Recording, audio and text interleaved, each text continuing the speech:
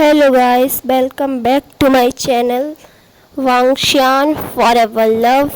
तो आज हम यू लव मी का सेकेंड 6 पार्ट देखने वाले हैं। जैसा कि हमने प्रीवियस वीडियो में देखा था कि विंग ने वो एक डिमोन को आज़ाद कर दिया था एंड उसने पूरे गूसू को बर्बाद कर दिया था, तहस नहस मचा के रख दी थी।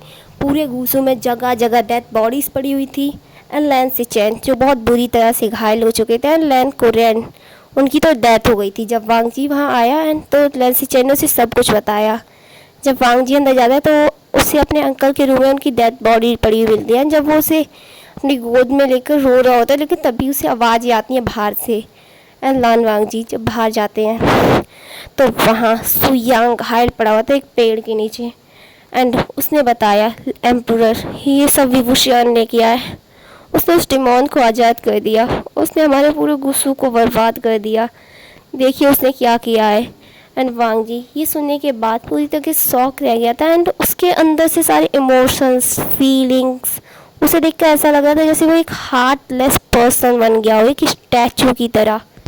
एंड उसके उसके अंदर कोई फीलिंग ही नहीं थी। एंड अब हम दूसरी तरफ विंग का सीन देखते हैं। विंग वहाँ से वापस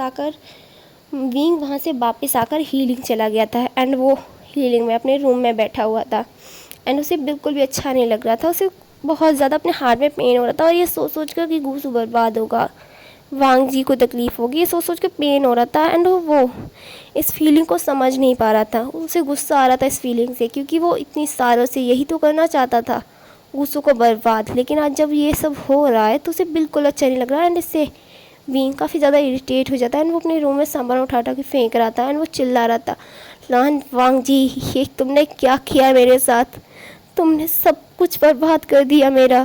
तुम्हें क्या लगता है उसने तुमने अपने लन डिसिपल्स को ही खोया था, मैंने तो अपने सीजे को खो दिया, अपने छोटे भाई को खो दिया। और तुम अपने लैंड डिसिपल्स के लिए तुमने क्या किया, मुझे मरवाने की कोशिश की। और आज जब मैं वो करने जा रहा हूँ जो मैं हमेशा से करना चाहता था, तो तुम्हारे लिए मेरा प्यार जीत रहा है, मैं उसे नहीं कर पा रहा हूँ। और इससे वो और ज़्यादा इरिटेट हो जाता है एंड वो सामान उठा के फेंकता है और तभी एक बॉक्स वहाँ था जो गिर जाता है एंड उससे एक क्रिस्टल बॉल जैसा कुछ निकलता है एंड वो विंग के पैरों के पास आता है।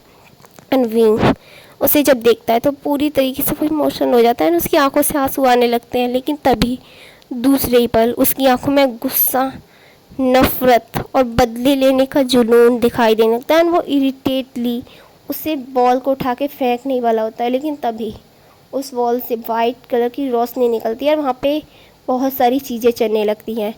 अब हम उसमें देखते हैं कि वहाँ पे ना सीन में चल रहा था कि जब हम उस माउंट पे फ्लूरल माउंट पे उस पपीट एंड डिमोन ने अटैक कर दिया था, तब वहाँ पे उसके बाद सारे क्लान के लोग इकट्ठे हुए थे एंड सारे लोग वांग जी से बोल रहे थे, एम्परर हमें विभूषण को मार देना चाहिए, ये सब उसकी वजह से हुआ है, उसे यहाँ से निकाल देना चाहिए। अगर उसने वैराहान को नहीं मारा होता तो आज वैराहान का बेटा वैन चाओ हमसे रिवेंज नहीं ले रहा होता। ये सब उसकी काली शक्तियों की वजह से हुआ है, ये सब उसके ब्लैक मैजिक की वजह से हुआ है।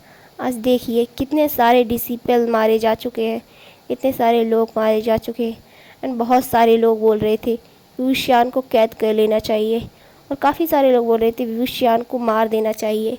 एंड तभी वांग जी बोला, आप सब शांत हो जाएं, मैं आपकी बात समझ रहा हूँ लेकिन विभूषण को कोई हार्म नहीं करेगा, ये मुझसे वादा कीजिए।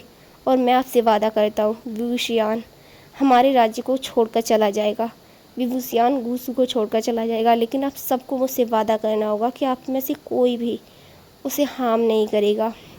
एंड वो सारे लोग तब तो वांग जी को वादा कर देते कि वो लोग उसे हार्म नहीं करेंगे। लेकिन जब वांग जी वहाँ से चला जाता है तो काफ़ी सारे एल्डर्स एंड उसमें लैंड कोरियन भी थे, वो लोग जाते हैं एंड वांग विंग जो वहाँ पे बहुत ज़्यादा कुछ लोग कह रहे थे तभी विभूषण को मार देना चाहिए। एंड लैंड कोरियन बोले उसे काफ़ी ज़्यादा फाइट करता है, हम वांग जी लेकिन को कभी ये पता नहीं लगने देंगे कि हमने विभूषण को तलवार मार से दिया। अटैक करते हैं और उससे एंड वहाँ से कुछ पहाड़ी एल्डर्स से नीचे गिर चले जाता जाते है। हैं एंड इसी के एंड साथ वो लोग उस क्रिस्टल तभी वहाँ बॉल पे अब विंग और वो वहाँ सीन जा रहा सब होता है कुछ वहाँ माउंट से हवा में जैसे गायब हो पूरे जाता है माउंट और से ये जा रहा देखने होता है, के वो बाद बहुत ज़्यादा घायल जमीन होता है पे एंड गिर गया तभी था एंड वो वहाँ पे रोने कुछ लगा था एल्डर्स और उस कहता पर है, I'm अटैक कर sorry, देते हैं I'm एंड sorry लंचा, विंग ये उनसे मैंने काफ़ी क्या ज़्यादा कर दिया। लड़ता है लेकिन वो मैंने तभी सब वहाँ कुछ से फिसल कर बर्बाद गिर कर जाता दिया। है एक एंड गलत इसी फहमी सीन के ने साथ हमारे भी सब वो कुछ गेंद खराब भी कर नीचे दिया। गिर जाती है मुझे एंड वो लगा था हवा कि में तुमने ही अपने एल्डर्स मतलब को भेजा है मुझे हवा मारने में के ही लिए। एकदम हाँ, जैसे मुझे पैर लग हो रहा था ये जाती सब है। तुमने किया। एंड सॉरी विंग लंजा, ये सब देखने कुछ के बाद बर्बाद ज़मीन हो पे गया गिर होगा। जाता है एंड वो उसने रोने उसने लगता सब है कुछ कि बर्बाद आई कर एम दिया होगा। सॉरी, नहीं, हम नहीं, सॉरी, मुझे रोकना मैंने ये होगा, क्या किया, मुझे वो सब सब रोकना कुछ होगा। बर्बाद हो एंड गया ये होगा, कहकर मुझे वहाँ जाकर वी रोकना वहाँ होगा। से भागने लगता है एंड वहाँ से वो निकलता है एंड वो अपनी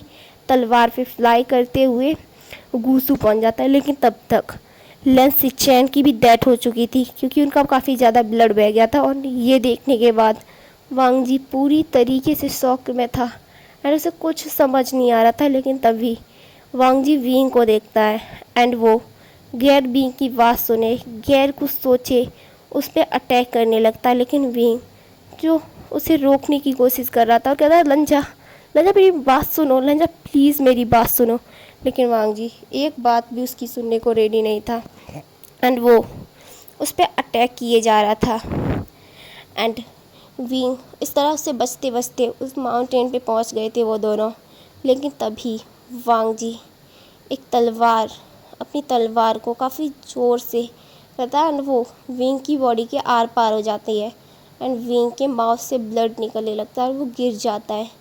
एंड वांग जी जब ये देखता है तो उसकी आंखों से आंसू आने लगते हैं एंड वो विंग को पकड़ लेता है और कहता है विंग तुमने ये क्यों किया, तुमने सब कुछ बर्बाद कर दिया, तुमने सब कुछ बर्बाद कर दिया, तुमने मेरे अंकल की जान ले ली, मेरे भाई की जान ले ली, तुमने सब वर ख़राब कर दिया विंग। लेकिन विंग की तब तक डेथ हो चुकी थी और विंग की डेथ के साथ ही वहाँ पे स्नो गिरने लगी थी एंड विंग की सोल जो वहाँ थी और वो कह रही थी लंजा हम लोगों ने साथ में स्नो देखा, तुम यही चाहते थे है ना, लेकिन टाइमिंग देखो कितनी ख़राब है।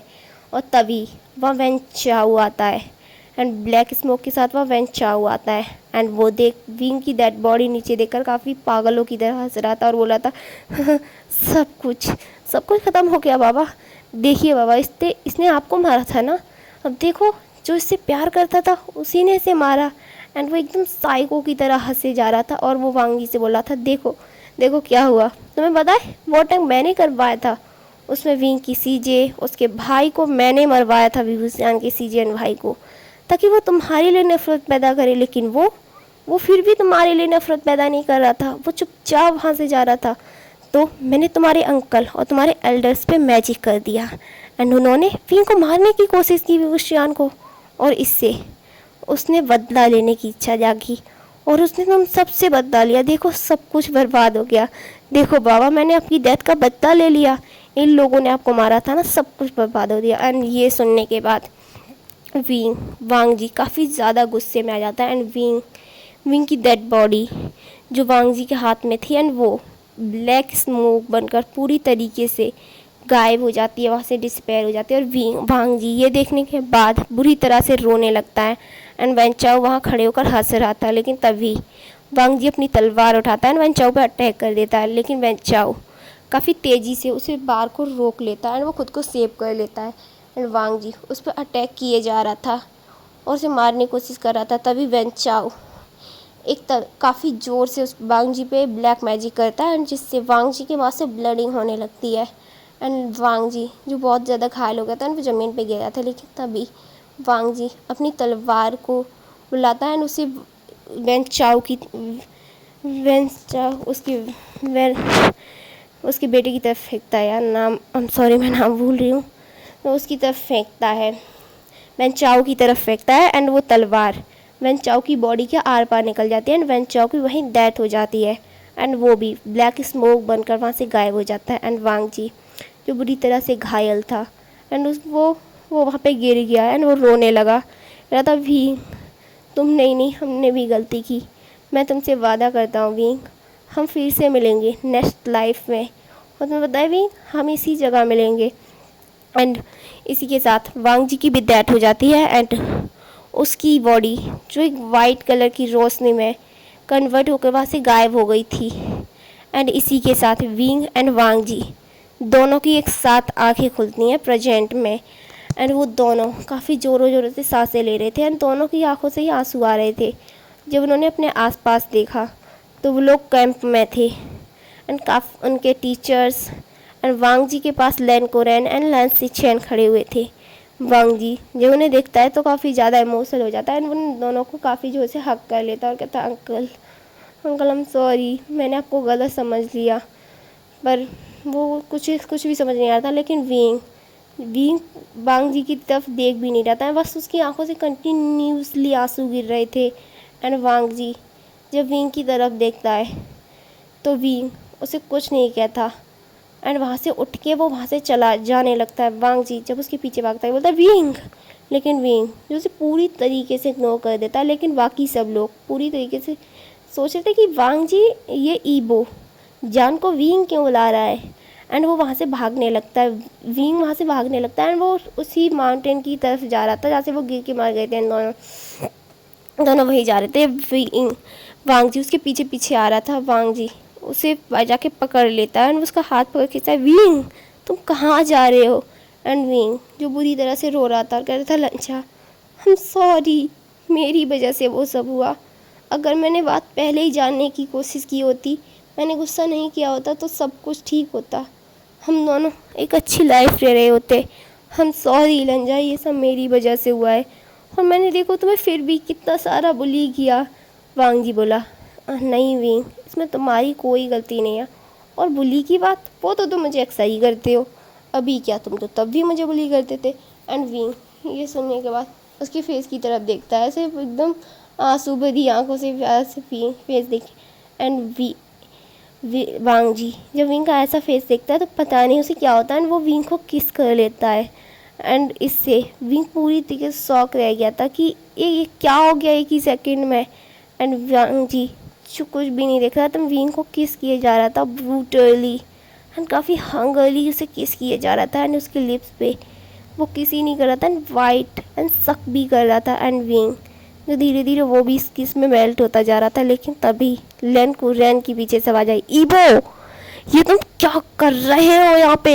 एंड ये आवाज़ सुनकर ईबो एंड जान पूरी तरीके से शॉक रह गए थे एंड वो एक दूसरे जल्दी जल्दी दूर हो जाते हैं एंड वो दोनों अपना सर नीचे कर लेते हैं। एंड जान उसे तो ऐसा लग रहा था जैसे वो कहीं जाके अभी अभी यहाँ से गिर गए ना, सुसाइड वगैरह कर ले, लैन को रैन की तरफ देखे ही ना।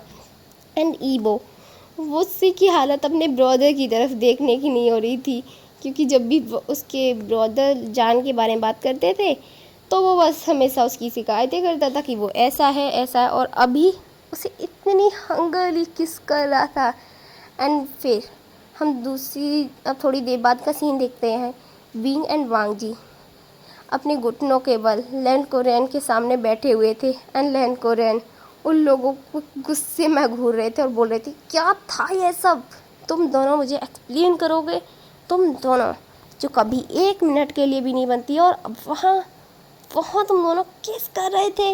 एंड विंग ये लैंड कोरियन के मुँह से सुन के, वैसे तो हमेशा शरारतें करता है, हमेशा परेशान करता है, लेकिन अभी उसकी नेक चीक्स पूरे रेड हो गए थे और यही हालत सेम वांग जी की थी। एंड विंग के फ्रेंड्स उनकी हालत तो इससे भी ज़्यादा ख़राब थी, वो सब तो एकदम पूरी तरीके से सदमे में थे। वेंचिंग, वैनिंग, नीहुसंग, सब शुयांग, सारे लोग सदमे में थे। क्या ये दोनों रिलेशनशिप में है? लेकिन ये कब हुआ कुछ भी समझ नहीं आ रहा था। एंड विंग अपने ऐसे अपनी गर्दन टेढ़ी करके ईबो की तरफ देखता है और उसे ऐसे घूर रहा था कि ये सब तुम्हारी वजह से हुआ है, मेरी इतनी बेइज्जती लाइफ में पहली बार हुई है, किसी ने मेरी लाइफ में पहली बार इतनी बेइज्जती की है। और मेरे फ्रेंड्स वो तो मुझे ऐसे घूर रहे हैं जैसे मैंने पता नहीं क्या ही कर दिया, ये सब तुम्हारी वजह से हुआ है, एक बार मुझे इन सब से निपटने दो फिर तो मैं देखूँगा मैं। और ईबो जान की ऐसी निगाहों को देखकर बेचारा स्माइल करे, अपने अंकल के सामने साई फील करे, अपने भाई से कुछ कहे, बेचारा कुछ भी समझ नहीं आ रहा था, वो तो अपनी गर्दन को ज़मीन में घुसाए जा रहा था।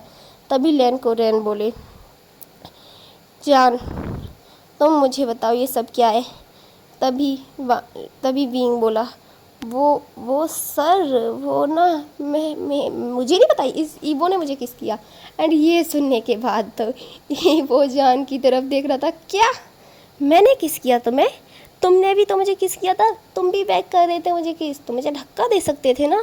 और वो दोनों ऐसे बहस करने लगते हैं। विंग जो वांग जी को ब्लेम कर रहा था, वांग जी विंग को ब्लेम कर रहा था एंड दोनों ऐसे ही बहस कर रहे थे और अंकल, उनका गुस्सा तो अब बढ़ता ही जा रहा था। एंड उसके फ्रेंड्स और लैंसी चैन वो सब अब मुस्कुरा रहे थे। तभी लैन कोरियन बोले, स्टॉप इट, स्टॉप इट, तुम दोनों को दिमाग खराब हुआ है क्या, बकवास कर रहे हो, थोड़ी तो शर्म करो कि मैं तुम लोगों के सामने खड़ा हुआ हूँ। एंड विंग बोला, सर आपने हमें किस करते हुए देखा है, इससे ज़्यादा शर्म की बात क्या हो सकती है।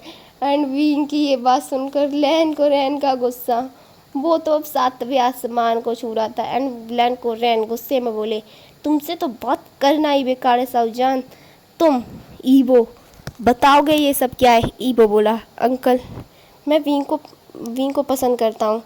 लैन कोरियन बोले, विंग। वांग जी बोला, मेरा मतलब है जान को पसंद करता हूँ अंकल। एंड इसी के साथ हमारी आज की स्टोरी समाप्त होती है। Bye bye.